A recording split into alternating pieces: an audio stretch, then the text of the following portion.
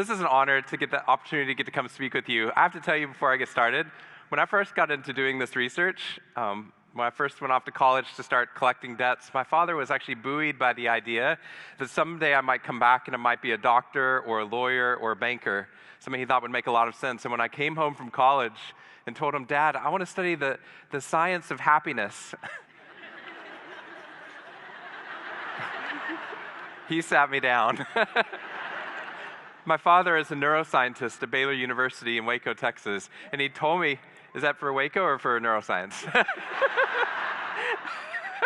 He told me that the average scientific paper, the average scientific journal article, is only read on average by 7 people total, which is incredibly depressing for a researcher to hear, especially because I know that that statistic also includes my mom. So now we're down to 6 people who read these studies, which is a travesty because what we've been learning literally transforms what it means to be human. And today I'm so excited to get to share this research with you because I think it validates the approach that Workday has been taking, but also I think it gives us a clear path forward about how we can help not only ourselves find greater levels of happiness, but how we can create levels of happiness for all the people that are not in this room right now. So before I get started, actually, where I want to start today, I want to start at the same place I started my TED Talk to get us on the same wavelength for one portion of it, and then I'll deviate dramatically from the TED Talk from there.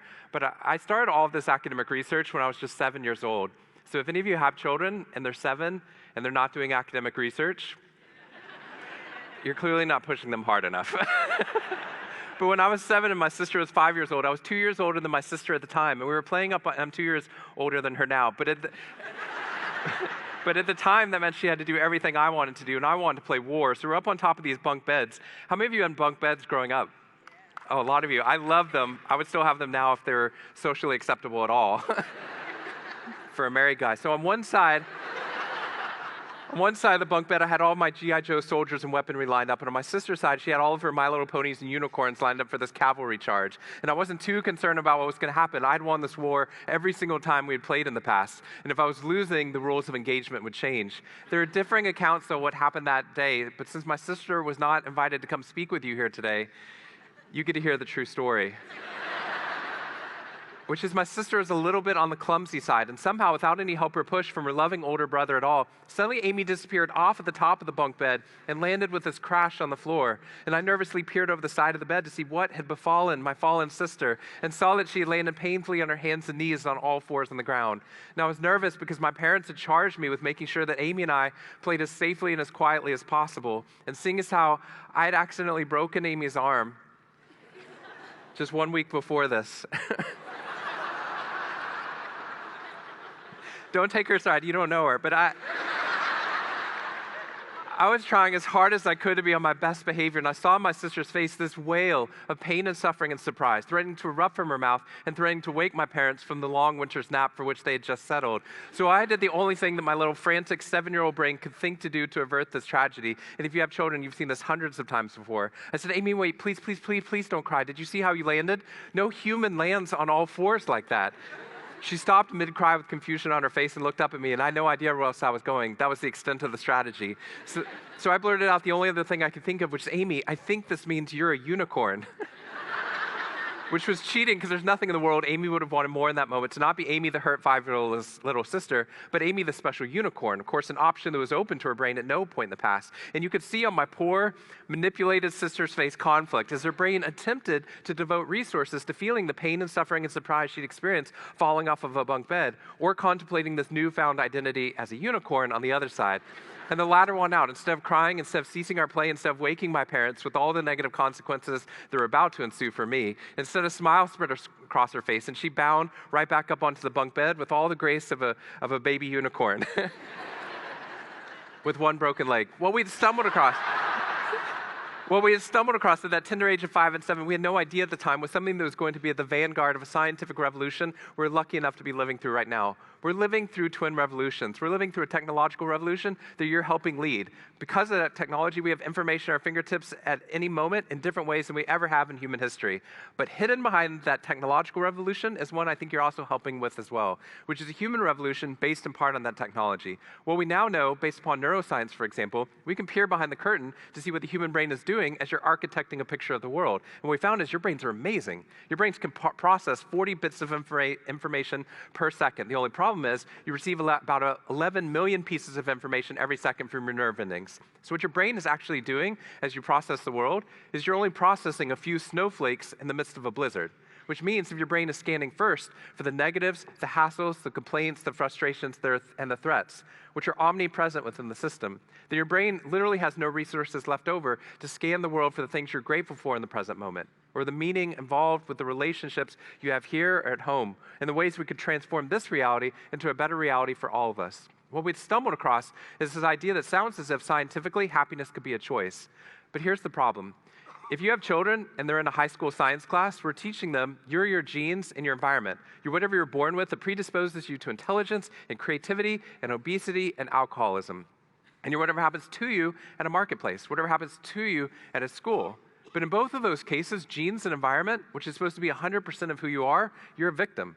You didn't get to pick your parents, and the environment's become so big, we don't get to pick necessarily the economic or political landscape we find ourselves in. But when we did the research, what we saw was a dramatically different picture of what it is to be human.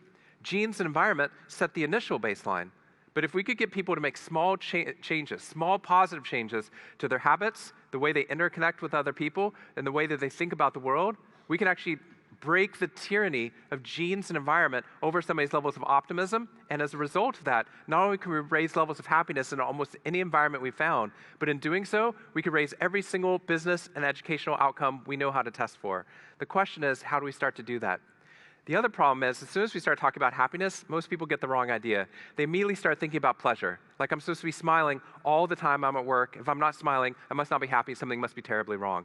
That's pleasure, and that's so short-lived, it's not worth us talking about here today. What I want to talk about, I got started back at the divinity school. I was studying Christian ethics and comparing it to Buddhist ethics, looking at how our belief systems change the way we act in the world, why we give, why we forgive. And while I was doing that, I learned that the ancient Greeks didn't define happiness as pleasure. Their definition of happiness was the joy you feel moving towards your potential. I love this definition because it transforms the pursuit of potential and the pursuit of happiness. Because if happiness is the joy you feel moving towards your potential, joy is something you can experience even when life is not pleasurable. You go for a long run, your legs might be burning, but you can still feel joy as you see what your body's capable of. You work 8 to 9 months building a business, working with a new team. You might have high levels of stress, overflowing inboxes, late hours, but you can still feel joy as you watch your strengths emerge, or as you see how you're able to help the community become even better. I'm told even in the midst of childbirth, not high levels of pleasure all the time, but moments of joy that could even correspond with high levels of pain. My wife's pregnant right now, so I get to say that one. We just found out 2 weeks ago it's going to be a little girl, and we're so excited. I'm here in Chicago with my little 3-year-old son, so we've been going around the city, and we just saw the Bean, and we went to the art museum, to the cafeteria at the art museum. But it's been wonderful. But the other side of it is, I think we're afraid of happiness as a society. I think we're afraid of happiness because if we're too happy, maybe we wouldn't have striven so hard in our lives and we wouldn't have been so successful. Maybe you wouldn't be where you are right now.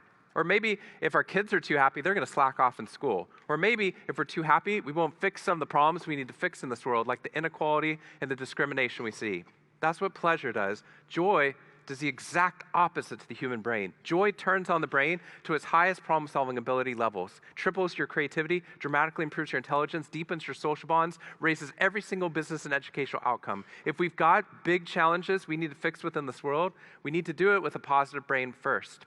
But last year, I was out speaking to a group of CEOs out in Northern California, all CEOs of top software companies. And afterwards, one of the CEOs offered to drive me to the airport to talk about how we could cascade this research out throughout his global company. And I was so excited. We've been testing these digital interventions to get people to do habits on a daily basis or these in-person trainings. So I got into this guy's really nice sports car.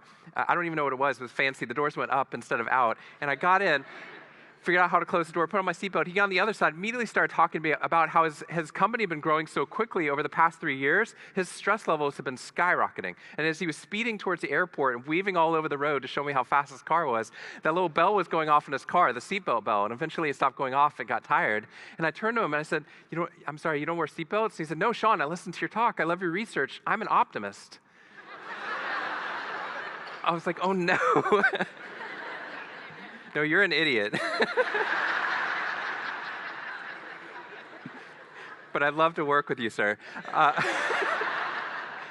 Optimism is great for a lot of things, but it won't stop cars from hitting us. It doesn't stop reality from impinging upon us. That's irrational optimism, and if we sugarcoat the present, we make poor decisions for the future.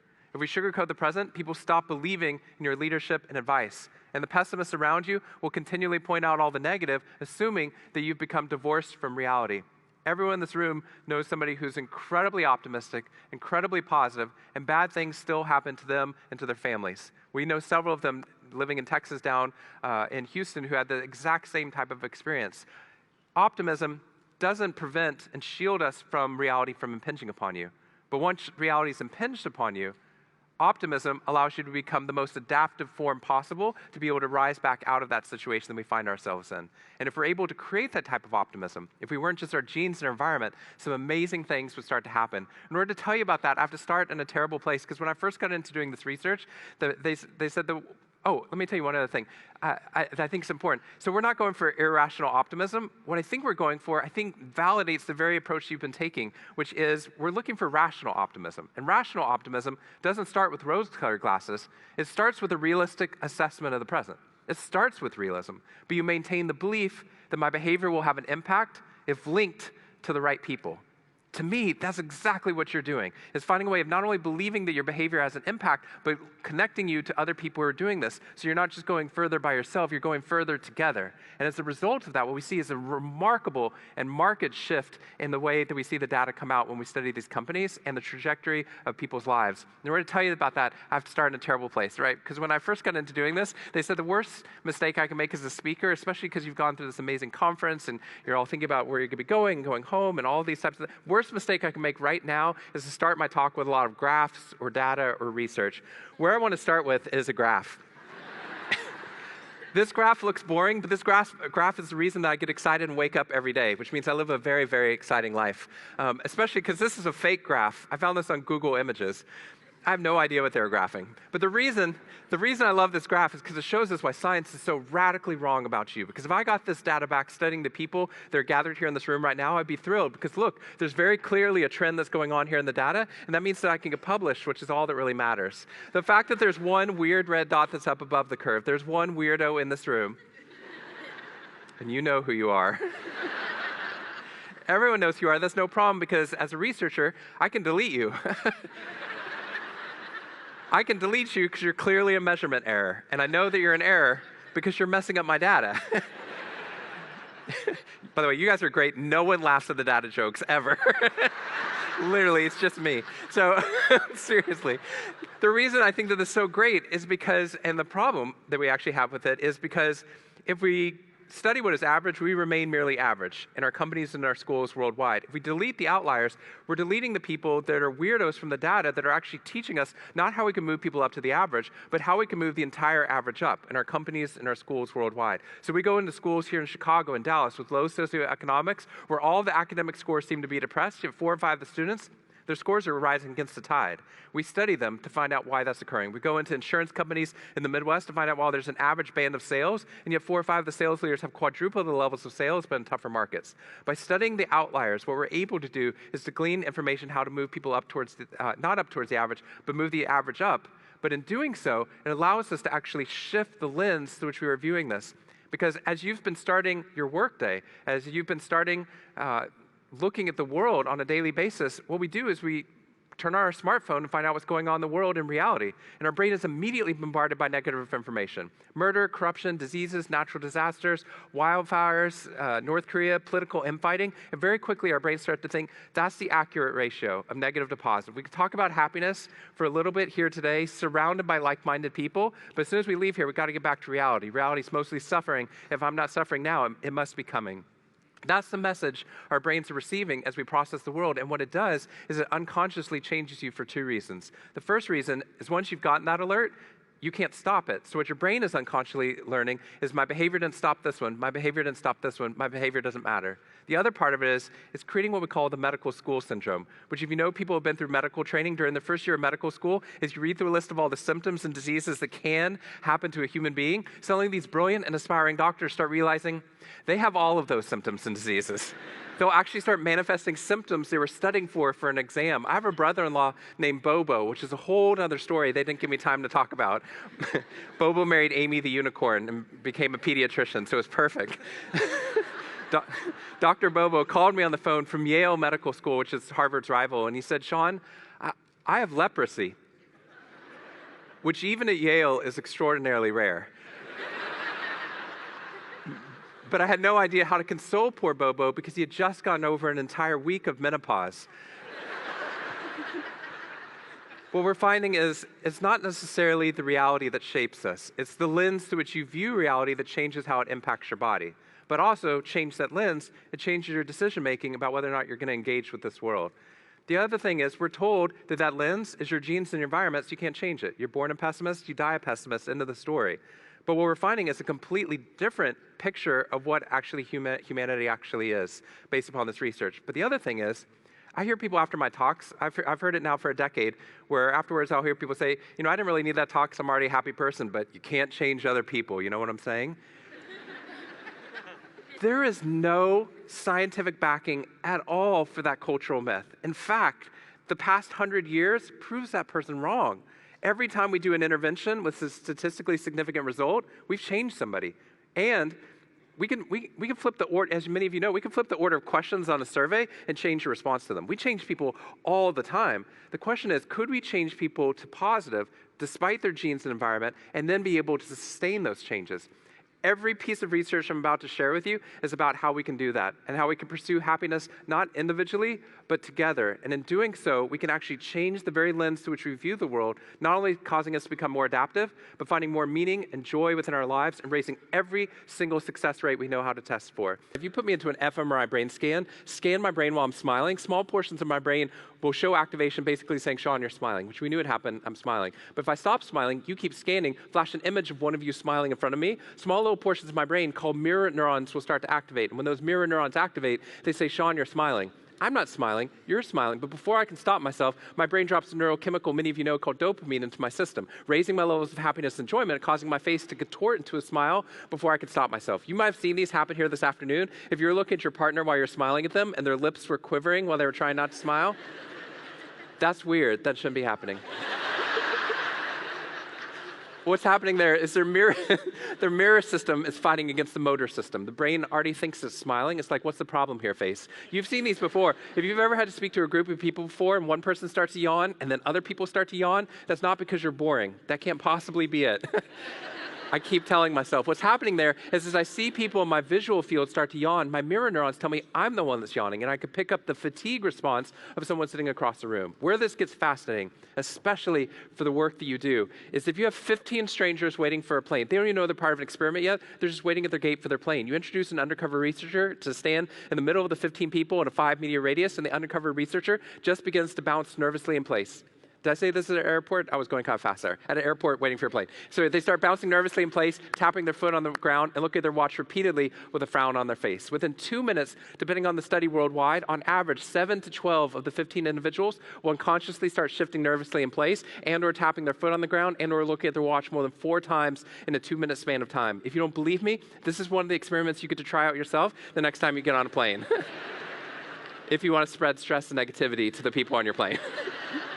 Which is why I always do this one at a different gate. But the reason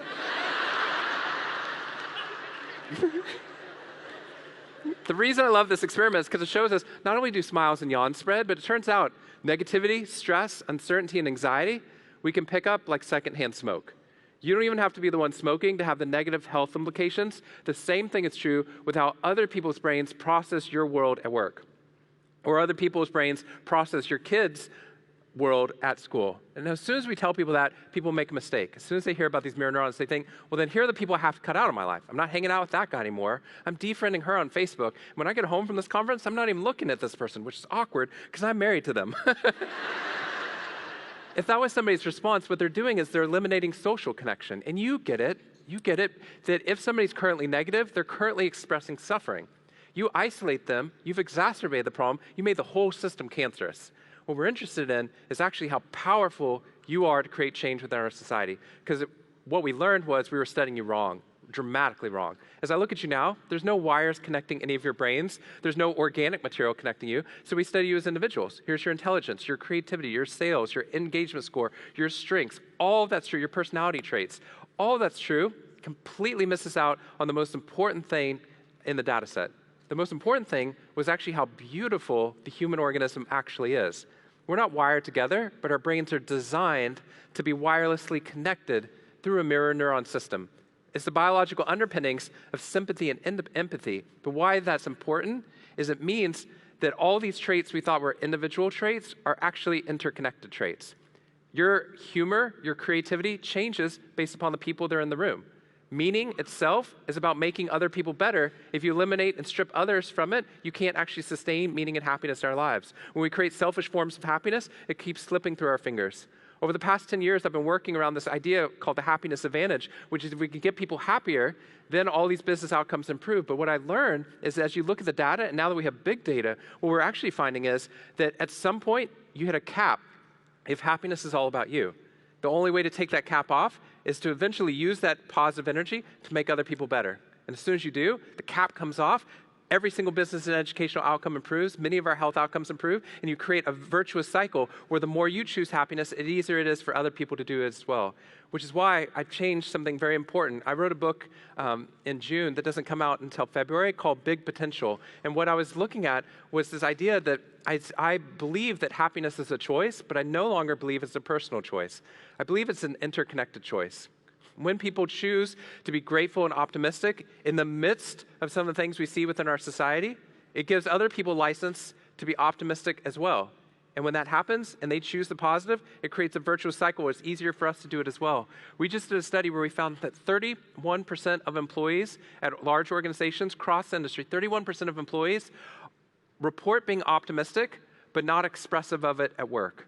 Which means you have 31%, nearly a third of the people that we're working with that seem really, really neutral, they're actually closet optimists. That what we're finding is that there's a way to be able to tap into that optimism as soon as we give license to it by telling people about our optimism, the things we're grateful for, telling people what positive habits we're doing. And when we do that, we can unlock this huge amount inside our populations, which makes it easier and easier to create social change. We've seen it over and over again. Post-Hurricane Katrina, we got the opportunity to work with a group of hospitals. Hospitals, as you know, have a very difficult job because as they try to improve customer experience, their patient experience, these people are coming into a hospital, right? Surrounded by people who are sick, or they're sick, and when I'm sick, I complain a ton, and I'm a happiness researcher, right? So how do you improve somebody's customer experience in the midst of this? So we went out to see who is great at customer service. We went out to the Ritz-Carlton and found out that they do something that many of you know is called the 10-5 way, which if you walk within 10 feet of an employee at the Ritz-Carlton, they're trained to make eye contact and smile at you in the hotel hallway. Within 5 feet, they're trained to say hello. It's called the 10-5 way, and it's actually really fun to go in and out of those spheres with them. Even if you're not staying there, what we did was we imported that idea down to the group of hospitals. We trained 11,000 doctors, nurses, and staff to do this. Now, anytime you try to create positive change at an organizational level, you get pushback, even if it's common sense. Some of the doctors said, you hired us to save people's lives. We make you a ton of money. Don't tell us how to walk up and down the hallway. We're not doing the stupid smiling initiative from HR. So we said, you don't have to. This is an opt-in program coming from the CEO. And 11,000 people opted in. Some people decided not to, but that's fine because we're socialized to reciprocate. So if you get into an elevator with someone, they smile and say hello to you, you don't slam up against the side of the elevator most of the time. You usually say hello back and then pull out your phone. That's what was happening in the hospital hallways. The doctors, nurses, and staff were reciprocating even if they weren't initiating this. Now, none of this is interesting yet. We haven't gotten back to the patients. The patients coming in the hospital never learned the 10-5 way. It's not posted anywhere. They didn't go through a corporate training. It's not happening on some virtual app for them. They walk into a building, but their brains unconsciously learn the social script, the rules that guide our social interactions. And within that environment, they realize not only am I given license to make eye contact and smile, I'm encouraged to treat people as if they're human beings instead of passing right by them. So what happens is these patients who have never been trained walk into the hospital, you videotape and observe them, they initiate a social script they never consciously learn, creating the feedback pattern with some of the stubborn doctors, nurses, and staff that weren't doing it in the first place.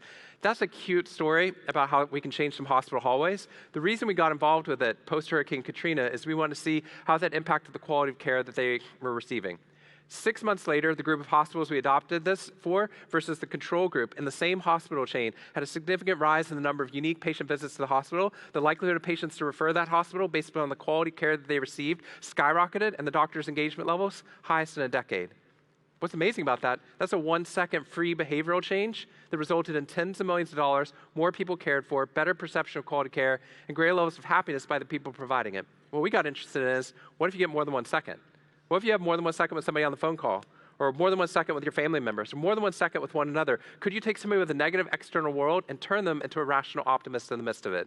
The rest of the research I want to tell you about is exactly how we've been attempting to do that. And to do that, I wanted to take you back to some of the research I was initially doing at Harvard.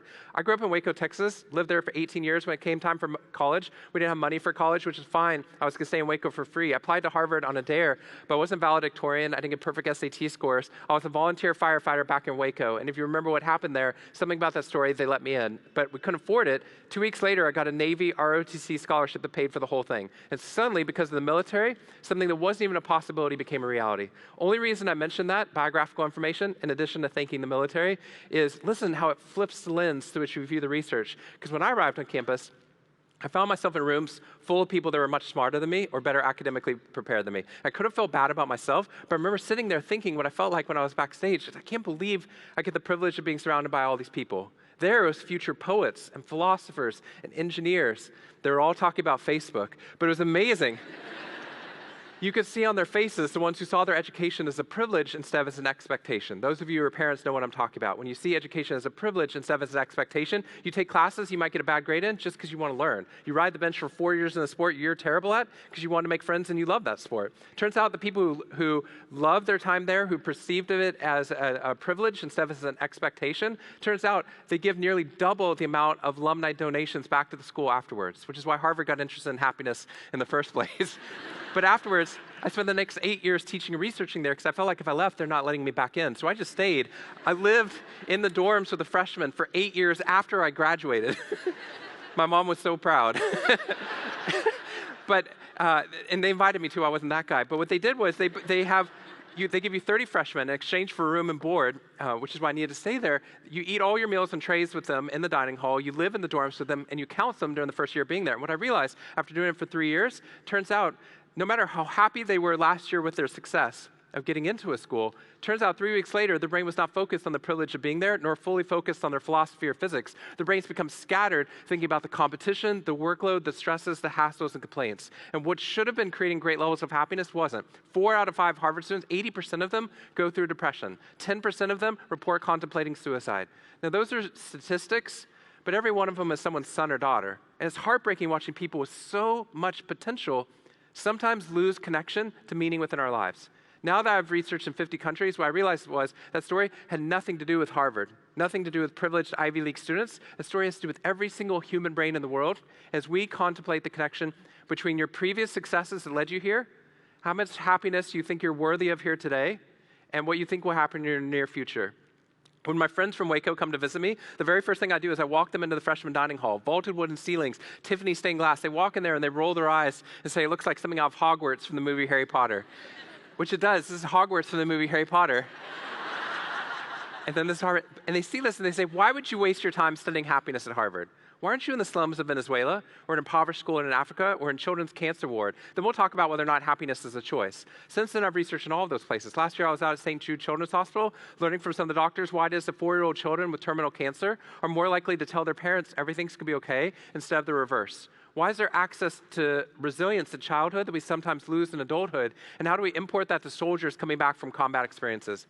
We don't get to talk about it here today, but if you care about this, I did a documentary with HBO called State of Play, where we looked at how do you talk about happiness in places where people think that they're too tough based upon their experiences to talk about happiness. So we went into the U.S. Navy SEALs and to the NFL.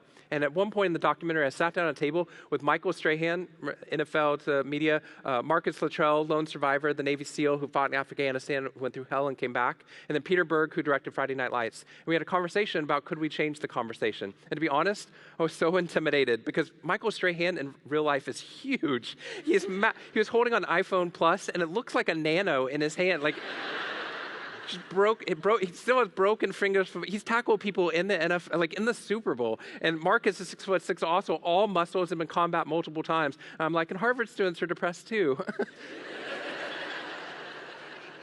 So I was trying to be tough. I was trying to be as tough as I could. And I was like, guys, we probably shouldn't be using words like happiness, right? We should be using words like grit and resilience, which sound tougher. And they shut that down because you can have all the grit and resilience you want, but you might never get to a joyful, meaningful life with deep social connections. The absence of disease is not health. Health is what happens when we see what the human brain and body are capable of, not just the absence of the negative within our world. What we need to be able to do is to be able to find a way with our kids when we say we want them to be happy, is we want them to have grit and resilience. We also want them to feel like their job matters, or that they have deep social connections, or they feel loved within their life. That's why we use happiness with our kids instead of we're like, I hope my kids are really engaged someday. We want them to feel happy because we want all those different components within our life. The question is, how do we actually get there? So Gallup found this a long time ago, 15 years ago. But they found if I know how smart you are, I can only predict 25% of your job successes cross-industry. 75% of your successes, as most of you know, are not predicted based upon your intelligence and technical skills, which is where we emphasize with our hiring, educating, and training. 75% of an individual's success rates will be predicted based upon their optimism, their social connection, and the way that they perceive stress, either as a challenge or as a threat. When we get to that 75%, 25% is a lot. We have to focus on that. But the 75% is a big swing with our employees to be able to really find ways of raising people's levels of potential. But we started to realize there's some interesting things. 4-year-old children, split them into 2 different groups. Prime one of the groups shown to be positive. They put blocks together 60% faster than children in a neutral category with neutral instructions. Why? Why would happiness affect spatial memory? But then we found out if you prime doctors to become more positive, they're 19% faster and more accurate at coming up with the correct diagnosis. That should have been healthcare industry transforming, but only 7 people read these studies, right? Then at MetLife, amongst the insurance salesmen, they found out that the top 10% of optimists were outselling the other 90% of the sales force by another 89%. They weren't even hiring based upon optimism. They were hiring based upon basically an industry standard test that tests how smart you are. Are you smart enough to become an insurance salesman? So they did a multi-million-dollar gamble with the University of Pennsylvania, hired people that are low on the industry standard test, but high in levels of optimism by year, and they didn't tell them they're part of that special hiring force. It'd be a very awkward conversation, right? You're not that smart, but boy, are you happy. You're hired. By year 1, they had outsold the normal hires by 26%, which in sales is phenomenal. By year 2 is 57%. Cross-industry, take a neutral sales force, raise them to the top quartile of optimism. The sales rise not by 3 or 5%, by 37% cross-industry. That's been replicated over and over again. When we put it together, we found every single business and educational outcome improves when the human brain is positive. This is just a subset right now that I put up here on the screen because I don't want to focus on all of them because it is all of them. Every business outcome, every key performance indicator rises dramatically when the human brain is positive. Likelihood of promotion rises by 40% if you move somebody up on the optimism scale to the top quartile and they become a social support provider. We find that productivity rises. We find that stress has a dramatically different effect upon the human body. We worked with an insurance company in the Midwest. We did a 2-day training with them based upon positive psychology interventions. We found not only did they have the highest level of engagement score change within inside the entire organization, but their revenues increased by 40% over the next 18 months, which we've replicated multiple times since then. But the reason I'm telling you that is somebody in that group realized we've got to get this into the schools. So then he took the same training out to the poorest county in Iowa, where there's a superintendent named Joel Pedersen who said we were studying schools wrong by looking at just teachers and superintendents. He said when a child thinks about school, they think about the teacher and the lunch staff and the bus driver and the librarian. So we did trainings for all of them. The lunch staff went through the Ritz-Carlton training. We had the bus drivers write positive handwritten notes about a strength to each of the students going home on their bus to go home to the family. Turns out the front-facing part of the community was the bus drivers within this special community.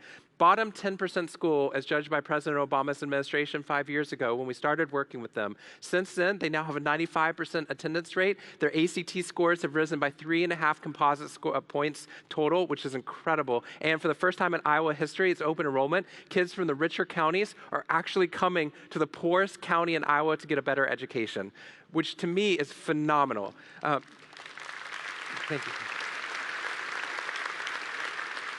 It's phenomenal to me because this means this isn't something that works at Harvard or the rich places. It works in every element of our society, that it wasn't resource dependent. It was actually based upon the optimism, the mindset, and that what we're seeing is dramatic types of impact at the school levels, but at companies as well. We've now worked with nearly half of the Fortune 100 companies, and what we've been finding continually is the greatest competitive advantage in the modern economy is a positive and engaged brain. That's not the reason I wrote The Happiness Advantage. The reason I wrote it is the next part, which is I think we follow the wrong formula for happiness and success if this is true. Because what we think is if I work harder right now, I'm going to be more successful. And as soon as I'm more successful or people around me are more successful, think how happy they're going to be, right? Think how often we do that, right? As soon as you hit your sales target, think how happy you're going to be. As soon as I get married, think how happy I'll be. I mean, once I have kids, once they're in the right school, once they're married to the right person, then I'll feel happier, right? And each one of those moments, happiness is on the opposite side of success, right? What we're finding is everyone in this room is extraordinarily successful. That's why you're here. But that doesn't guarantee 100% happiness within this room. The reason for that is every time your brain has a success, your brain does the exact same thing. It changes the goalpost of what success looks like. You got good grades in school, don't get excited yet. You need to get better. You need to get into a better school. You get into a better school, don't get excited. You don't even have a job. You have a job, you hit your sales target, that's amazing. We're going to raise your sales targets for the next quarter. Double growth earnings last year. What if we doubled them again this year? None of that's the problem. That's highly adaptive. We want to see what you're capable of. The only problem is if we tell employees, if we tell our children, if we tell ourselves, we'll feel happier on the opposite side of this next success, the next promotion, the next increase, the next hire. But it turns out that doesn't happen. The happiest people in our society, if that was the case, would be the richest people, the celebrities, and the professional athletes. And that's not what we're actually finding when we work with those populations. We actually thought happiness started to rise with income, and it does for a little bit, but what we're starting to realize anecdotally, because no one over $200,000 in income fills out any of our surveys, right? So we have this huge gap of knowledge. Now the more we start to get introduced to them, what we're finding is we actually see a dramatic drop in the other direction, which is stunning. Now, not for everyone, because it's not about the external world. The external world only predicts 10% of your long-term happiness. 90% of your long-term happiness is how you process the world, which is where we want to intervene. Because what we found is we flipped the formula.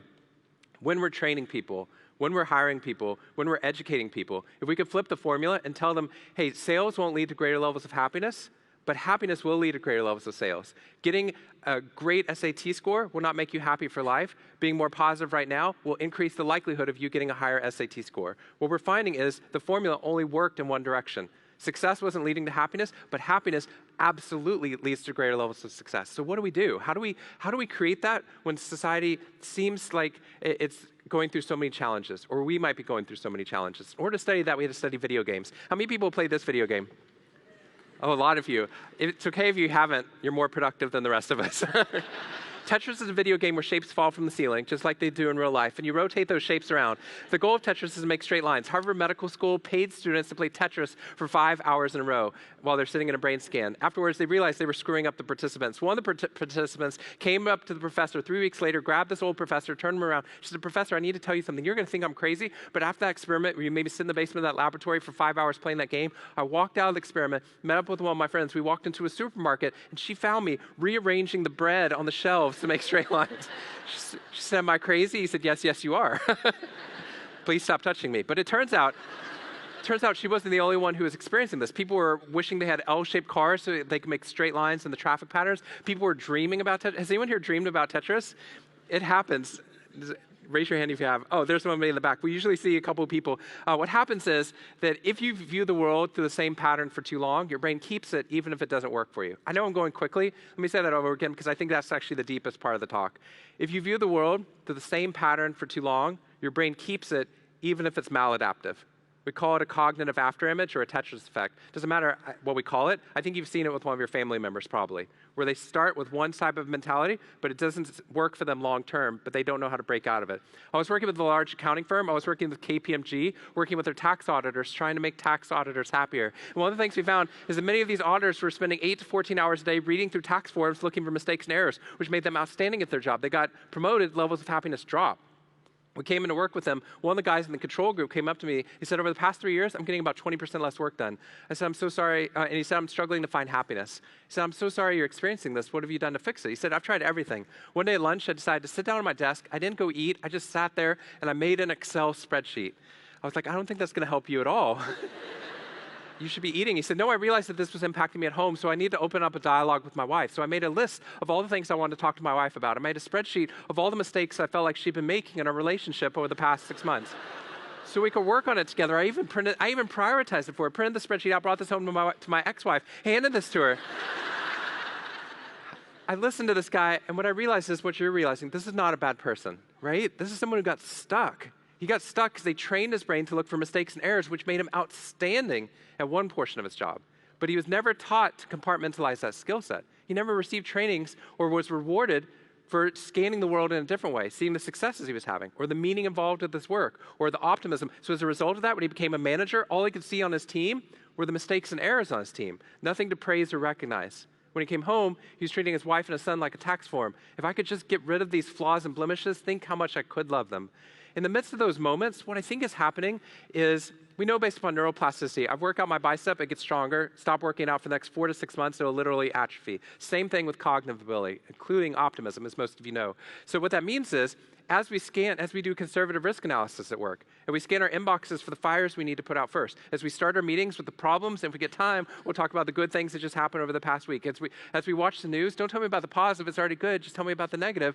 Turns out, our brains as a society become experts at scanning any environment for the threats to hassles, complaints within the system. But to come back to my sister's story at the beginning, our brains are limited. So what we're doing is we're stealing resources from the part of the brain that scans for things we're grateful for in those moments. What you get is an eclipse. As you look at your job, as you look at the world, that job that seemed to have meaning when you're hired, slowly all you seem to be able to process is the workload and the stresses you have. None of the reasons why I was meaningful or joyful in the beginning. That spouse, sometimes you only see the flaws and blemishes and the things that annoy you, and not the reasons why you're happy to sit on the couch and hold their hand at the beginning of the relationship. What we're looking for is how do we build it back up so strongly that we get the most adaptive mindset possible for dealing with the world, which is where I want to conclude here today about not only a mindset shift, but actually how we could sustain that mindset shift. Because if you just choose happiness, it doesn't work. If you do nothing different tomorrow, this talk will have a minimal effect upon you. But if we can get a small behavioral change in, behavior with mindset change, that's when we see these massive gains. So in January of this year, I met up with the U.S. Surgeon General, Vivek Murthy, now the former U.S. Surgeon General. But what we were talking about was happiness hygiene habits. Because if you think about global health habits, we have one. We get people to brush their teeth. After that, huge drop-off. Some people floss, some people get a flu shot, then there's nothing, right? What if we got one other global health habit in there? One habit where every single parent would get their kids to do this regardless of how old they were. Or we would get them to, every single employee would even think about going to work without eating, sleeping, brushing your teeth, and doing this activity. So that's what we've been looking for. Are there any habits, like brushing your teeth, happiness hygiene habits, that if you did it for less than 2 minutes a day, that would break the tyranny of genes and environment and create that happiness advantage that we were talking about? We found 4 of them that we know now for certain, and a 5th that takes more than 2 minutes a day that actually have that type of impact upon the system. But they're all exactly like brushing your teeth, because if you brush your teeth, it doesn't work 3 weeks later. You have to keep brushing your teeth, right? I have people that invite me to come speak on happiness, and they're like, so you're going to make our company happy for the next year, right? No, that doesn't happen, right? Unless, that would be like saying, I'm going to shower today, and I'm going to try and keep clean for the next 3 years, right?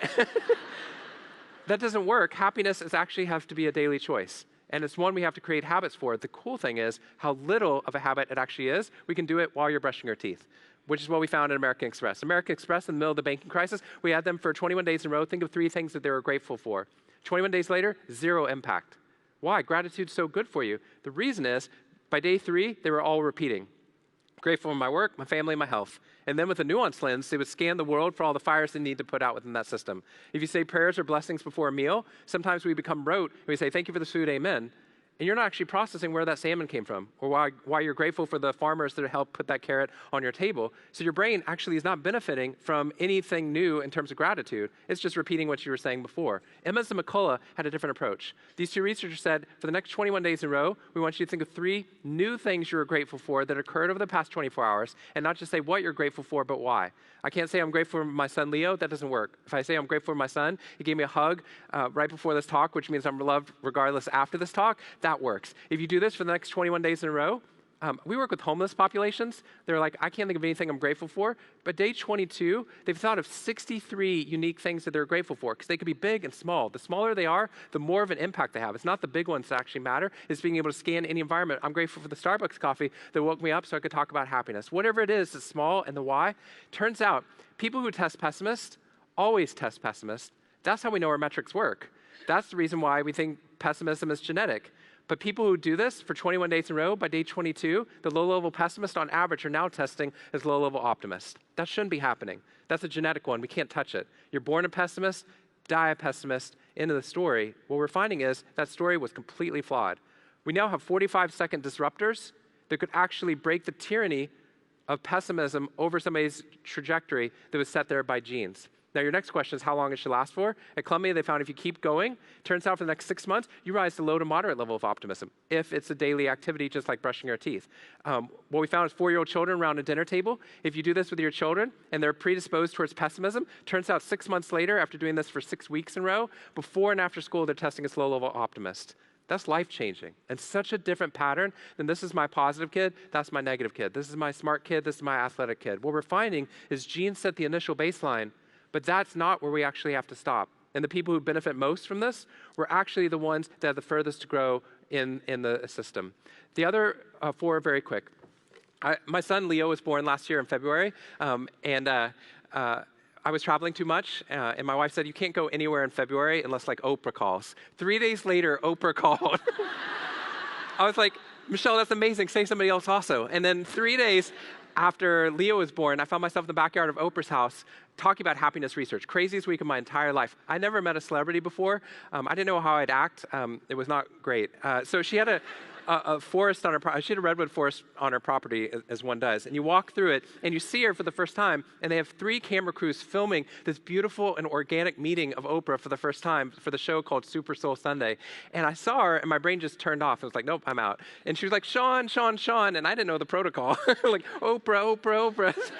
So I said nothing and just stared at her, and she had her hands up, so I grabbed them. But then I didn't know if we were doing a handshake or if we were doing a hug. And we literally started rotating with Oprah.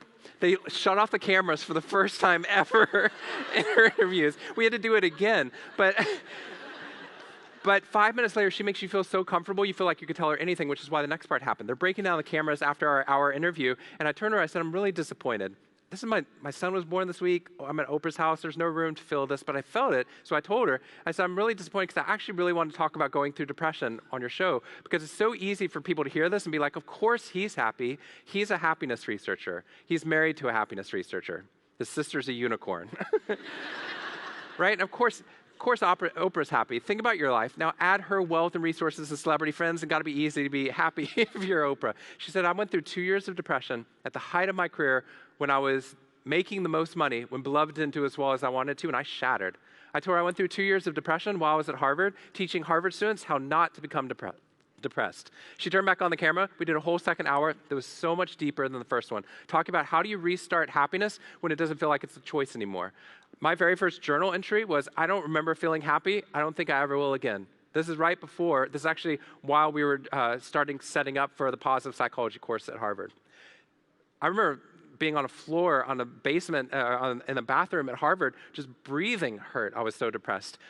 The story changed, but it changed not because I just chose it mentally, but because of behavioral habits. And one of them, the most powerful, is the doubler. We had people for 21 days in a row think of one positive experience, and for the next 21 days in a row, you think of a positive experience, and on a blank Word document, in an app, in a Starbucks napkin, you bullet point 3 details you can remember about that single experience, then you can throw away the napkin. The reason that's important is you stamp one of your memories as meaningful, and your brain can't tell the difference between visualization and actual experience, or much of it, so you just doubled the most meaningful experience of the past 24 hours. Do it for 21 days in a row, those 2 minutes a day, wrapped together, where you now have a trajectory of meaning running throughout your life. Your emails, commutes, meetings wrap around this trajectory of meaning. It's one thing each day, but every day was meaningful because of these things. And it turns out, fastest intervention we found for raising engagement scores at companies, but much more important than that. We work with the National MS Society with people with chronic neuromuscular pain, chronic fatigue and pain. Turns out, previous research found if you do this for 6 weeks in a row, 6 months later, we can drop your pain medication by 50% on average. These sound like tips or tricks, cute takeaways at the end of a talk, at the end of a conference. These are literally the building blocks, the smallest possible building blocks of how we know how to deviate from our genes and environment to create positive change in people's lives, not just for us, but for others, because it's contagious. The other 3 are very quick. 15 minutes of fun, mindful cardio activity, a half workout a day, is the equivalent of taking an antidepressant for the first 6 months. For the next 2 years, you have a 30% lower relapse rate. Not a repudiation of antidepressants. It's an indication of why exercise is valuable. It's a gateway drug. When people exercise, they make entire constellations of positive habits. 4th one's meditation or attention training. We had people at Google take their hands off of their keyboard for 2 minutes a day, go from multitasking to single tasking, just watching their breath go in and out, and then go right back to multitasking. You feel like you're 2 minutes behind the rest of the day. Accuracy rates rise by 10%. Levels of happiness rise. Stress levels drop. Turns out, and that was at Google, where they have endless swimming machines and micro kitchens every 450 feet. But Laszlo Bock, the head of people operations, says that's not what gets people engaged once they're there, because after a while, 3 weeks in, they start complaining that the line for free sushi on Fridays is too long, right? Or why is this toilet seat not heated? I can't work here. And what happens is, the external world doesn't work for long. It's the internal world that works. At Aetna, they found if they got you to do meditation or yoga, they had you invite people into it. 12,000 people have gone through it. A $3,000 increase in productivity per employee and a $2,000 drop in healthcare costs per employee per year that's gone through this program by investing in meditation or in yoga. That, to me, is the future of happiness, where our companies know so clearly that the best way to be able to improve and see the top ability and potential within a company is to get the best out of the people there by making sure that their entire whole well-being is actually cared for. And when we do that, what we're going to see are these big potential gains. And the last one is the most powerful of the 5 and where I'll conclude today. At Facebook, we made them every morning when they woke up and got to work, write a 2-minute email or text message praising or thanking one person in their life. 2-minute email or text message praising or thanking somebody you know. You're going to pull out your smartphone very quickly when I finish here. When you pull it out, write a 2-minute text message to somebody in your favorites list, praising them or thanking them for something. You just heard an hour's worth of research on happiness. Just try it out. If you do it for the next 3 days in a row, your brain will literally get addicted to it because you spend all day long thinking about how amazing you were for sending that email in the morning. You're like, I'm the kind of person who does this stuff. And you get great emails back because they don't know that 2-minute maximum rule, so they keep writing about how great they think you are. And you're like, we should talk more. But 21 days later is the real value. If we all came back here to Chicago 21 days from now and we tested you, and magically you all did this habit for 21 days in a row, turns out if I tested you, your social connection score would be in the top 10% worldwide. Social connection is the breadth, the depth, and the meaning in your social relationships. The reason I want to conclude with this is social connection is the greatest predictor of long-term levels of happiness we have. Everything else we do pales in comparison to social connection. You want to increase happiness? Create social connection. You want to rob people of happiness? Strip them of social connection. It's that clearly. Everything else doesn't really matter within the system, which is why going further together is so important. But the other part is, and my favorite statistic and my final one, is we just found out social connection is as predictive of how long you will end up living as obesity, high blood pressure, or smoking. We fight so hard against the negative, and we forget to tell people how powerful the positive is. We can extend your life as much by getting you to write 2-minute text messages each morning, positive ones, 2-minute text message as getting you to stop smoking. But if we get you to write the text message, likelihood of stopping smoking rises dramatically. The likelihood of losing weight rises dramatically as you see how much your behavior matters and you start to feel that deep sense of meaning that actually allows us to create more positive habits in our life. All of this research comes down to 3 conclusions. Happiness is a choice, happiness spreads, and happiness is an advantage. But it requires us actually making those habit changes within our life. Happiness is a choice, but it requires effort.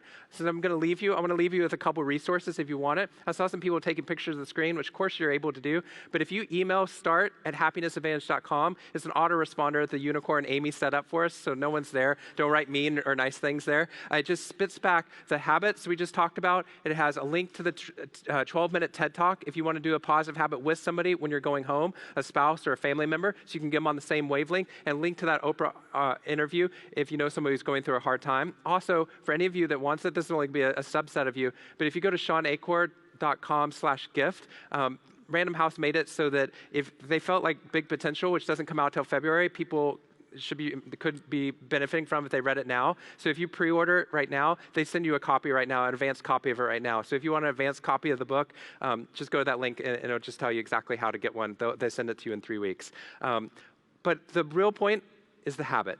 If we get one of these habits into your system, what happens is you learn that change is possible. And when we see that, it ripples throughout the system, causing that levels of big potential. Small potential is what we can achieve alone. Big potential is seeing what we can actually accomplish once we're together. And what we found is we can break some of that, the adolescent depression we're seeing. We can break the suicide rates among 8-year-olds. We can break the fact that depression's doubled over the past decade, but not only eliminate the negative, we can raise every single business and educational outcome and raise people's levels of happiness by getting just one of these habits in to create a happiness hygiene habit. And all it takes is taking research that's only read on average by 7 people total and just bringing it to life. I had no idea when I was going through depression, when I was at Harvard, that I would get an opportunity to not only get to do this work, but to get to be in front of you right now talking about happiness. This is I'm so grateful for that. But I'm also wanting to say that if you're going through a hard time, it's not the end of the story. And as we're going through hard times in our society, this is not the end of the story. All of this research shows that change is radically possible if we work together. So thank you so much for the opportunity to be here.